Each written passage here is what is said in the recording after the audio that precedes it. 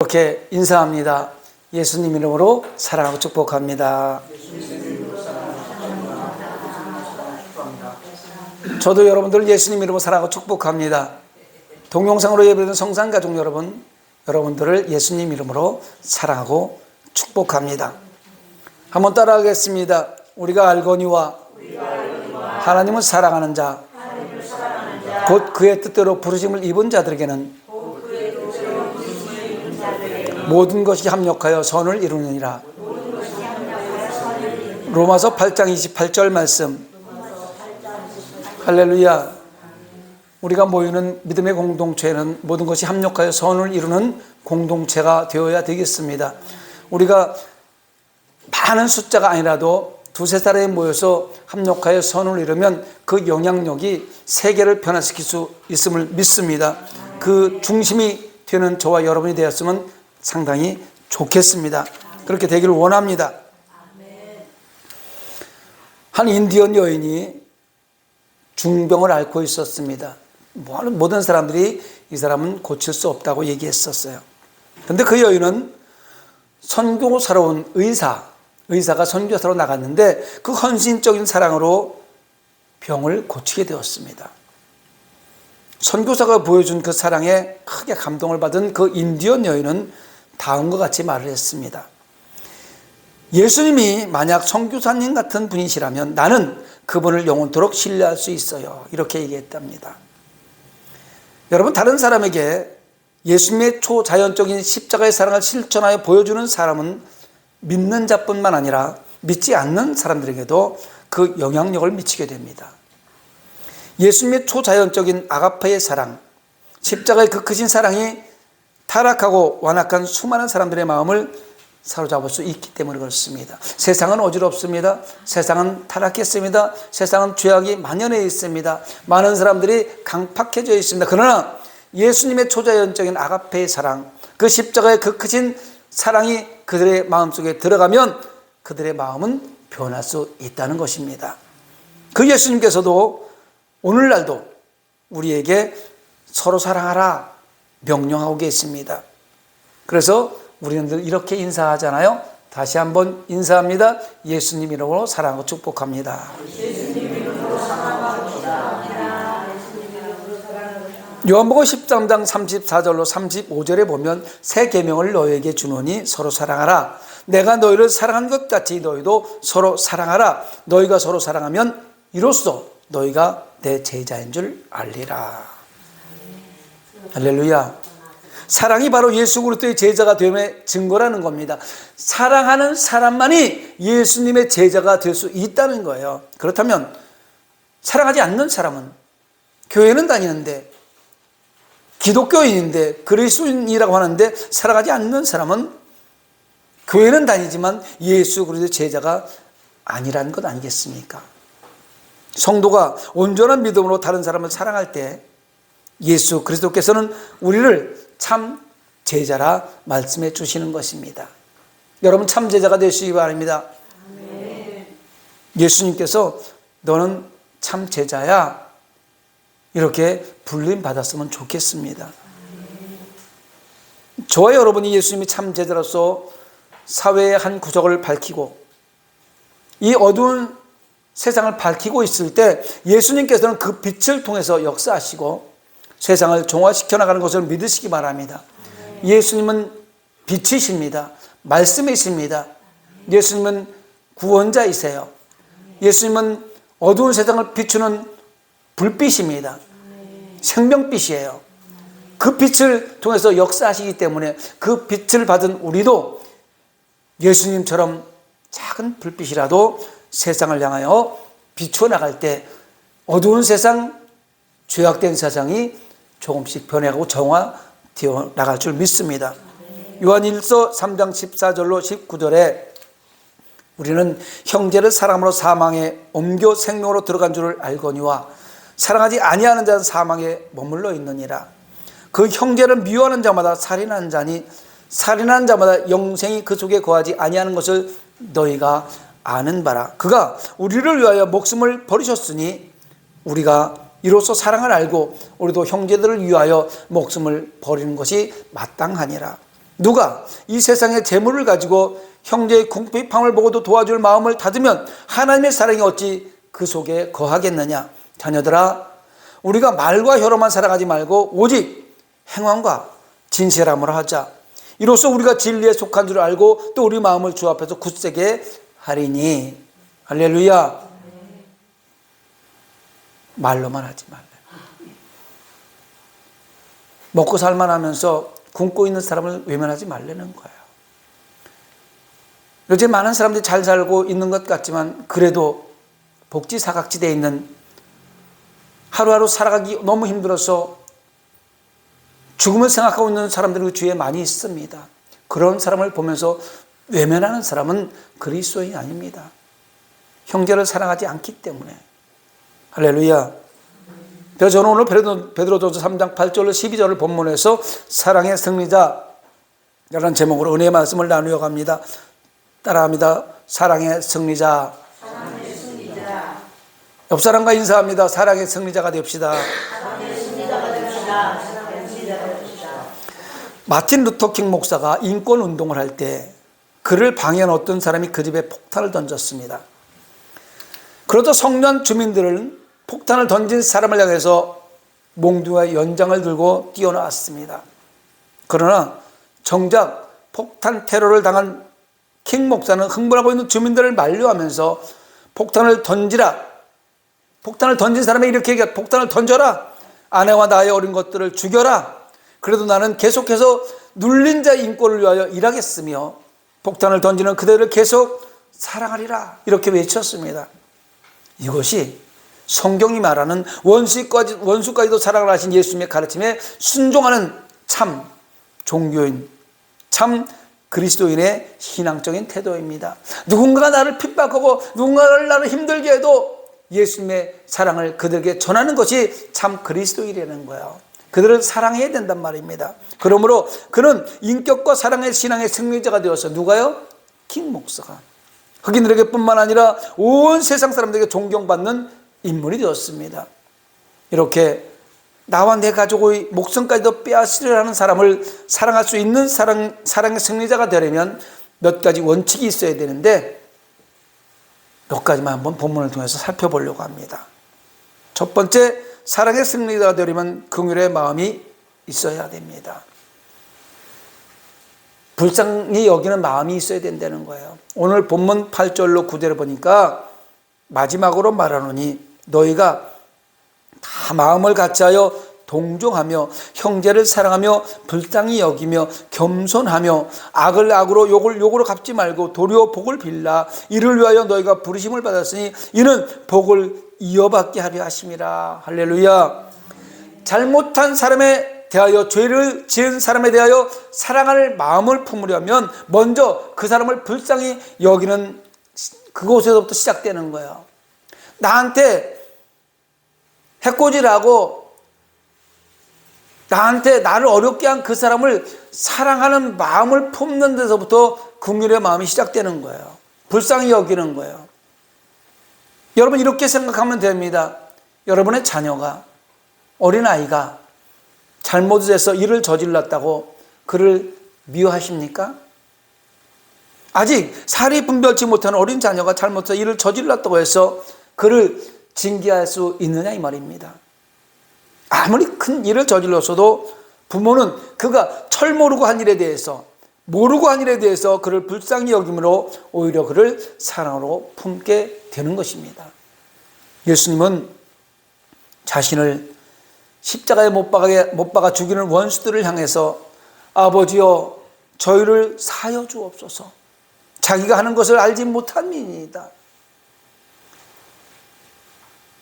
자기를 죽이려고 십자가에 못 박는 그 사람들을, 하늘 아버지를 향해서 저들을 용서해 달라고, 자기를 죽이는 사람까지도 용서해 달라고 기도하셨을 때 왜 그랬을까요?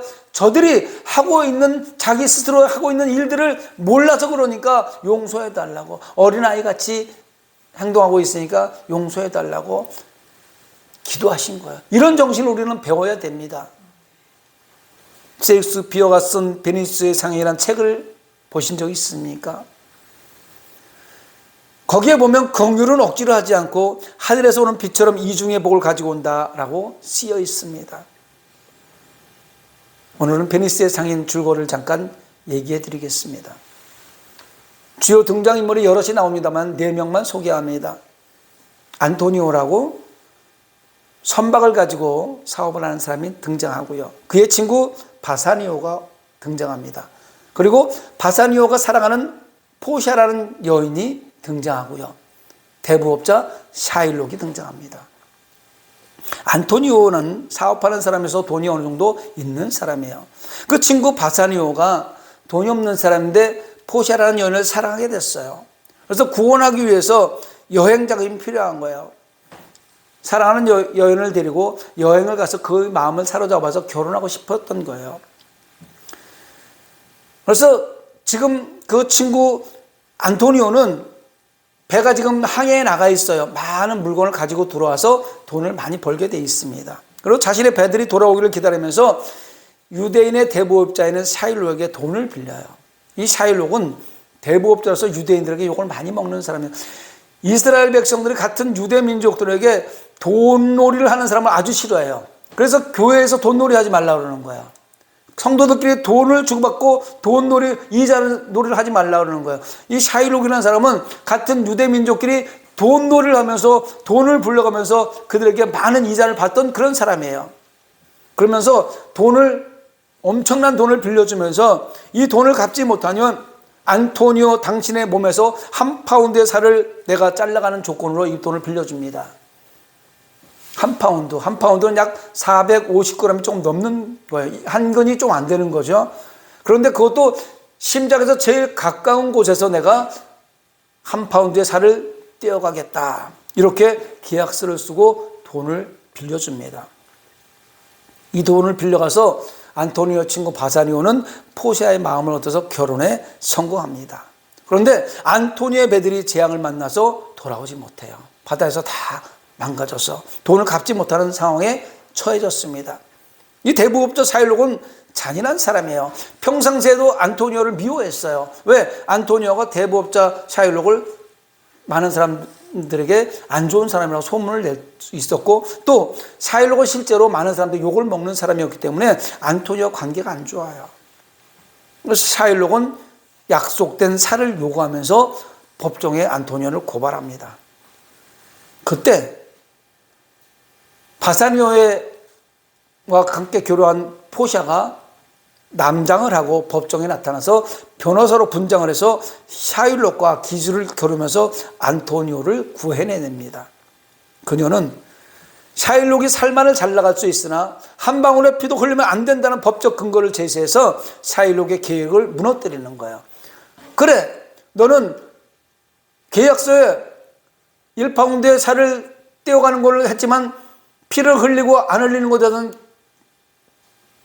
써있지 않으니까 한 방울의 피도 흘리지 말고 살을 1파운드 떼어가라.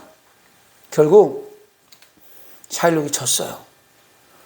그때 샤일록이 가지고 있던 절반의 재산을 안토니오에게 빌려준 거거든요. 그래서 절반은 안토니오이기 때문에 잃어버리고 나머지 절반은 도시에 기부를 한 후 기독교에 개종하게 되었다고 하는 내용입니다. 안토니오는 무사히 위기를 벗어나고 바사니오와 포샤는 행복하게 재회하면서 끝을 맺는 내용이 베니스의 상인의 내용입니다. 왜 긴 얘기를 제가 이렇게 설명을 했을까요? 돈과 우정, 사랑과 배신에 대한 다층적인 이야기를 다룬 이 책에서 독자들에게 전달하고자 하는 내용의 핵심이 이렇습니다. 인간의 본성의 탐욕과 욕망. 우리 인간은 선악과 성품을 말미암아서 그 본성이 탐욕과 욕망으로 가득 차 있어요. 그리고 우정과 배신, 사랑과 희생, 용서와 인간성. 결국 대부업자인 샤일록이 용서를 받습니다. 많은 사람들의 유대인을 통해서 대부업을 해서 돈을 갈취했던 그 사람을 용서하고 사랑과 우정이 승리하는 결말, 이 내용은 그리스도인 우리에게 긍휼을 통한 인간성의 높은 이상을 상기시켜 줍니다. 여러분 생각해 보십시오. 내가 미워하던 그 샤일록의 그 대부업자, 돈을 많이 가지고 가난한 사람들 괴롭혔던 그 대부업자가 망했어요. 그러면 얼마나 고소할까요? 인간의 생각으로 봤을 때 원수 같은 사람이 망했어요. 그럴 줄 알았어. 잘 됐어. 망해야 마땅해.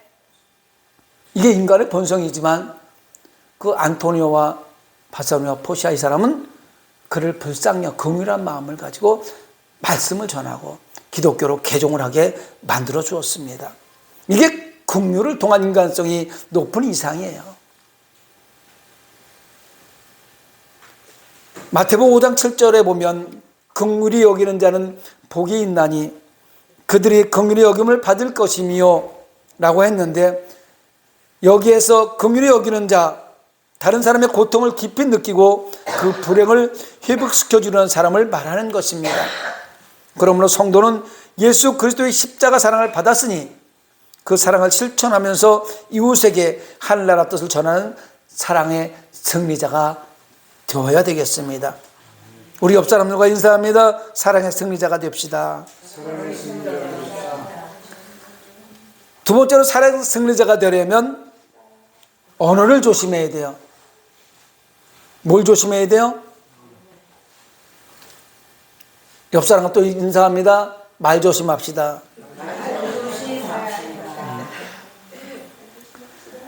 말도 많고 탈도 많은 세상을 살다 보면 보여지는 것, 느껴지는 것, 들려지는 것 등 보이는 대로, 들리는 대로, 느끼는 대로 말로 표현하고 싶습니다. 보이는 대로, 들리는 대로, 느끼는 대로의 감정을 잘 표현해내는 사람을 우리는 말을 잘한다고 얘기해요. 여러분, 말을 잘한다는 것은 현재 보여지는 것, 느껴지는 것, 들려지는 것들을 보고 조리 있게 말을 만들어서 상대편이 알아들 수 있게끔 표현해내는 것, 말을 잘한다고 우리가 얘기하지만, 우리가 말을, 그리스도인들이 말을 잘한다 하고 이야기하는 것은 그렇게 말을 잘한다는 것이 아니라 하나님의 언어를 사용하는 것을 말을 잘한다고 할 수 있는 거예요. 할렐루야. 함부로 말하지 않고,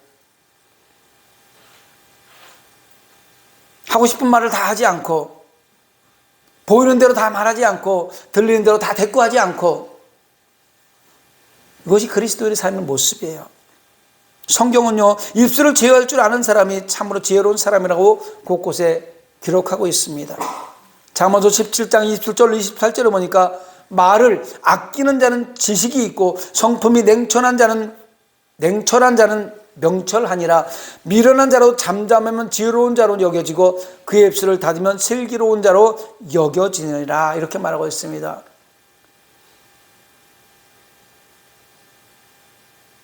말 안 하고 가만히 있으면 차라리 그 사람의 성품이나 그 사람의 지식이 드러나지 않아요.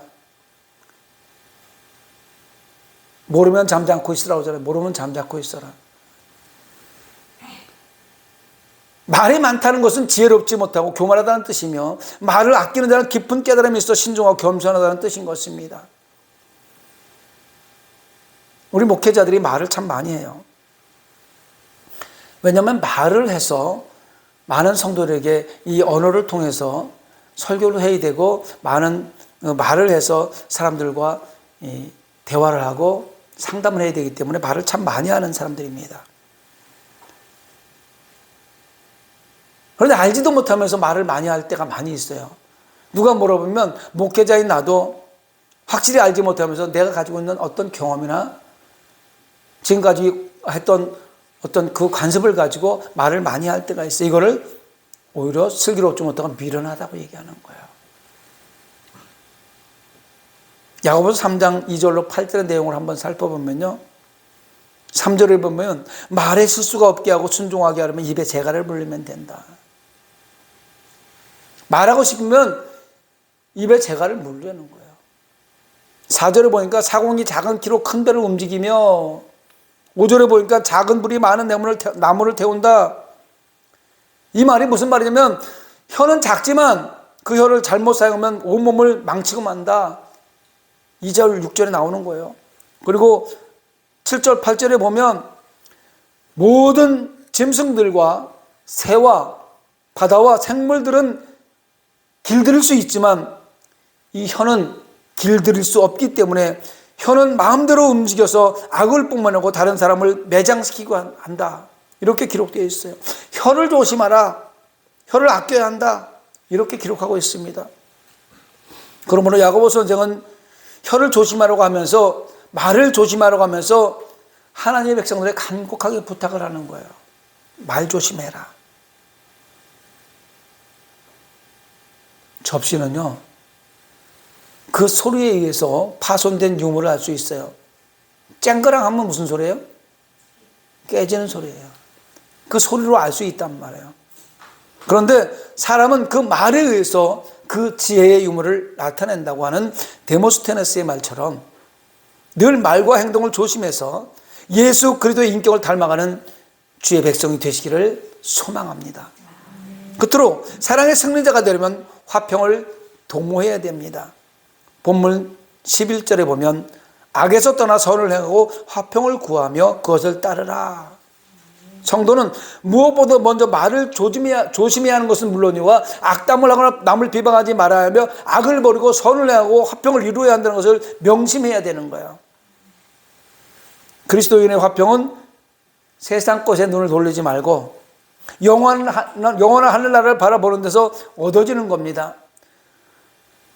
세상 것을 바라보다 보면 자꾸 욕심이 생겨서 내 것으로 만들고 싶은 그런 탐심 때문에 화평이 이루어지질 않아요. 나눔이라든가 베품이라든가 이런 것들이 없어진단 말이에요. 세상에 눈을 돌리고 세상 것을 바라보면서 세상의 마음을 들면 세상에 주는 탐심으로 인해서 결국 하나님께서 우리에게 원하시는 화평과는 거리가 먼 내 위주의 삶이 이루어지게 되고 결국 그것으로 말미암아 다툼이라는 어둠의 삶을 살 수밖에 없는 것입니다. 다툼이 왜 일어나는 줄 아세요? 왜 분쟁이 일어나는 줄 아세요? 왜 자꾸 갈라지는 줄 아세요? 왜 화목하지 못하고 자꾸 나누어지고 이렇게 되는 줄 아세요? 욕심 때문에 그래요. 조금 떠난 욕심 때문에. 그런데 마태복음 5장 9절에 보니까 화평하게 하는 자는 복이 있나니 그들이 하나님의 아들의 일컬음을 받을 것이며, 여기서 화평하게 하는 자, 이 말은요, 예수 그리스도가 인간과 하나님의 관계를 화평하게 한 것처럼 사람과 사람 사이의 화평을 조성하는 사람을 말하는 거예요. 예수님은 하나님으로서 죄인된 우리의 인생을 다시 사랑함으로 말미암아 살리기 위해서 하나님과 단절되었던 그 단절됨을 이어주시기 위해서 십자가에서 죽으신 거예요. 하나님과 끊어졌던 그 화평을 이어주기 위해서 십자가에서 죽으셨단 말입니다. 그런 예수님처럼 다툼과 나눔과 분쟁이 난무하는 이 세상에, 인간과 인간 사이의 그런 일들이 너무 많은 이런 세상에 화평을 조성하는 사람들, 이런 사람들이 예수님 닮은 삶의 모습입니다. 악을 악으로 갚으려는 것은 죄악된 인간의 본성이지만 이것은 세상에 속한 것이므로 버려야 됩니다. 악을 악으로 갚는다? 이것은 버려야 되는 거예요. 악을 선으로 갚으려는 거예요. 하나님의 백성들은요, 하늘나라의 언어를 사용하고 말한 대로 살아내야 됩니다. 인사합니다. 말한 대로 삽니다.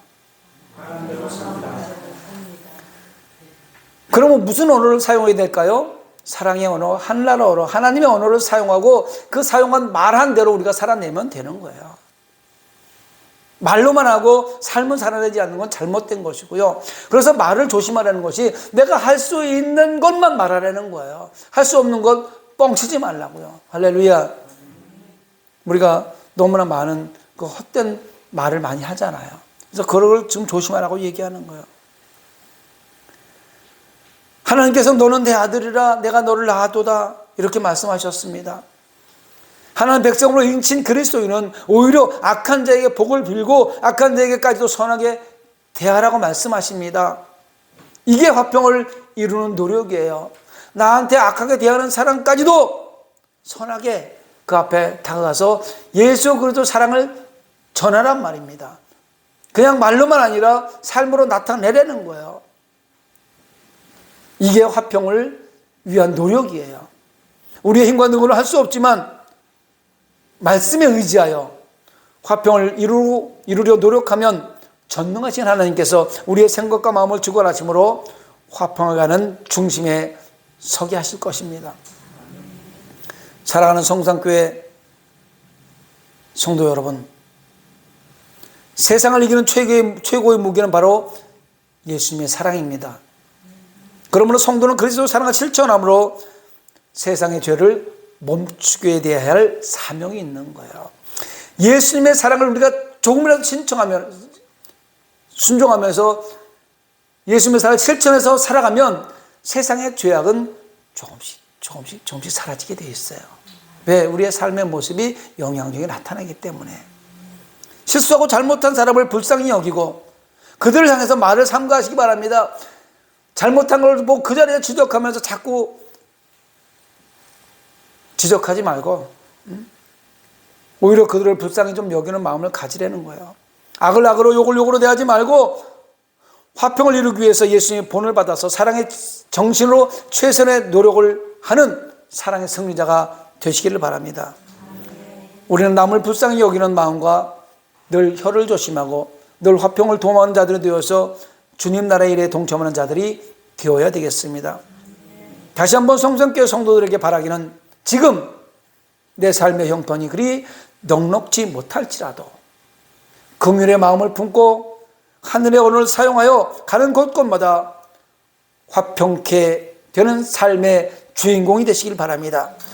현재의 위치에서 현재의 소유를 가지고 물심양면으로 사랑을 나누고 천국 가는 그날까지 서로 영적 협조자로서 사랑의 승리자가 모두 되시기를 예수님의 이름으로 축원합니다. 우리 말씀을 생각하면서 찬양하고 기도하기를 원합니다.